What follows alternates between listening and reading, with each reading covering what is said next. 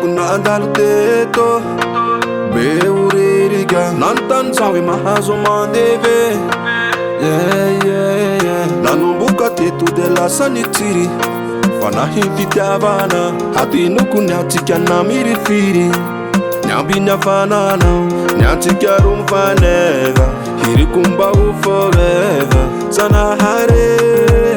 Nuna nambate Sada miara kam nawe Iva sada mena kila nawe Ravo tiwe nawe de manjurete Sada miara kam nawe Iva sada mena kila nawe Ravo tiwe nawe de manjurete Oya ye, oya ye,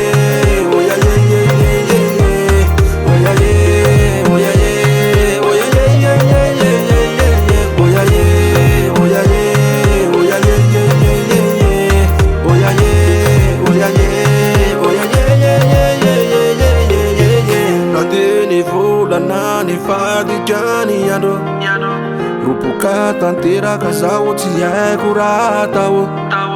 Malu apetune, amna watune Garakam noza boom boom boom Ewa kila noza boom boom boom Akila noza kumade Am noza lavkade Sada miara kam nawe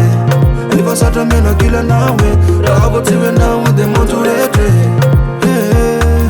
Sada miara kam nawe Iva sada mena kila nawe Ravo tiwe